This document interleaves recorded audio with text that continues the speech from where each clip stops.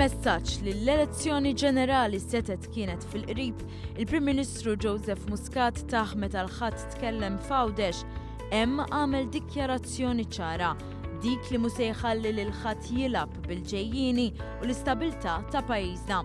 Għalhekk il-jum tal-ewwel ta' Mejju kien mistenni iktar mis-soltu. L-eluf li marru l-Belt Valletta f'waħda mill-ikbar folol li ħonqot il-kapitali ta' pajjiżna fl-aħħar snin kienu qed jistennew biktar ħerqa l-messaġġ tal-Prim Ministru li lejn nofs id-diskors tiegħu ħabbar li fit-3 ta' Ġunju il-poplu Malti se jkun imsejjaħ jagħżel. B'responsabbiltà llum ikkomunikajt mal-President tar-Repubblika u informajta li llum semmur ħdejha u ntija l-parir biex ixxolli l-Parlament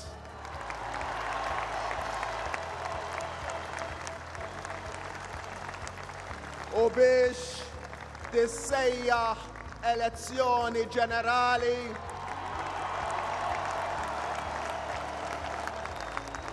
nhar is-Sibt 3 ta' Ġunju li ġej.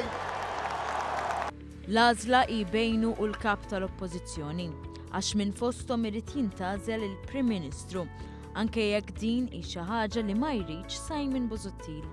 L-għażla fl-elezzjoni li ġejja mhijiex bejn Joseph Muscat u bejni. Mhijiex. Wara tħabbira tal-Prim Ministru minn hemm telaq il-proċess politiku u dak kostituzzjonali. Il-Prim Ministru mar il-Palazz ta' San Anton biex jagħti l-parir lill-President tar-Repubblika xogħli l-Parlament kif fil-fatt għamlet.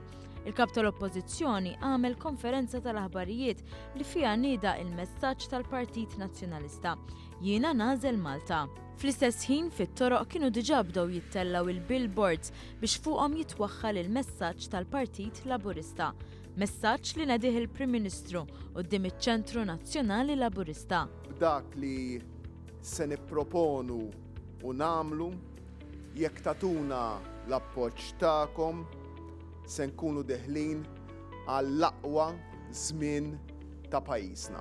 Hekk bdiet il-kampanja elettorali li għandha twassal sa 3 ta' Ġunju, il-jum li fih il-poplu Malti se jagħżel bejn Joseph Muscat u Simon Busuttil.